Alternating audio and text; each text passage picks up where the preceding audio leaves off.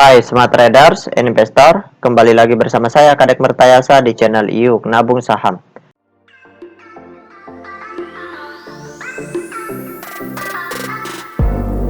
Nah, di episode kali ini kita akan membahas salah satu perusahaan yang di-request oleh Volkszounding.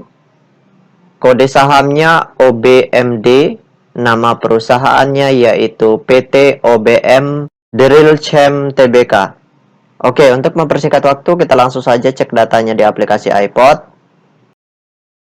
Jika Anda menyukai konten-konten kami mengundang Anda untuk mengklik tombol like dan subscribe agar Anda mendapatkan video terbaru kami setiap minggunya.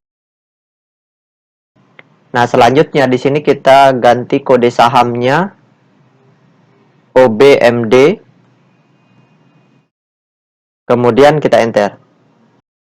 Nah, kalau kita lihat grafiknya dari awal Desember ya, dari tanggal 8 Desember sampai perdagangan terakhir kemarin di tanggal 31 Mei.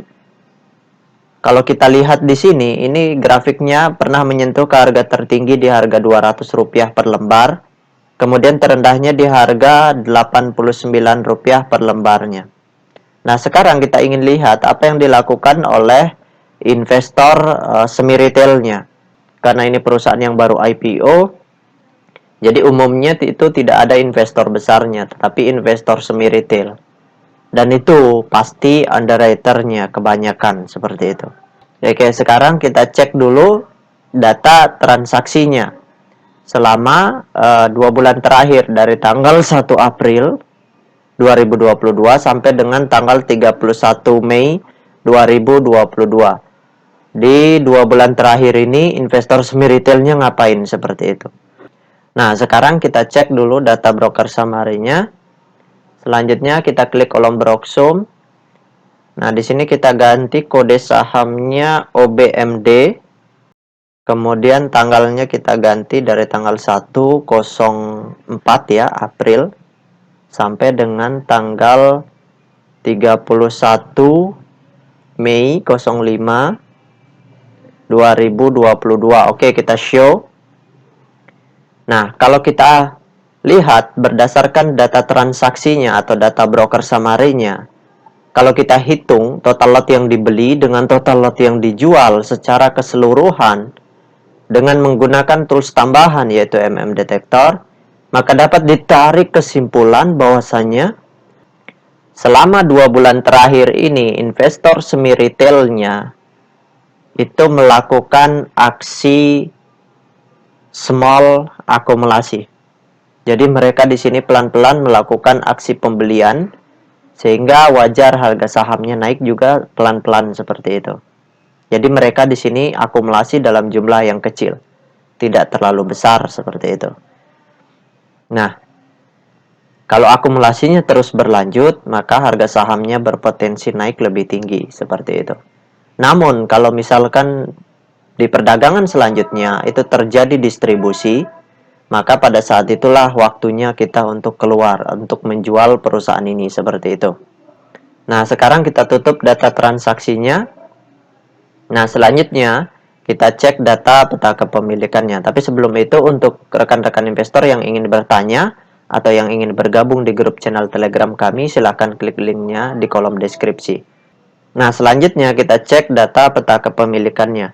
Nah, berdasarkan hasil riset yang saya lakukan dengan mengumpulkan data-data dari SRO Bursa Efek Indonesia dan data-data dari sekuritas, maka dapat ditarik kesimpulan bahwasannya perusahaan PT OBM Drilchem Tbk ini 24,9% sahamnya telah dicetak dalam bentuk script plus. Nah, dari 24,9% saham yang beredar di publik, kepemilikan investor besarnya 0%. Itulah sebabnya saya katakan tadi, yang menggerakkan harga itu adalah investor semi retailnya. Karena umumnya perusahaan yang baru IPO itu tidak ada investor besarnya.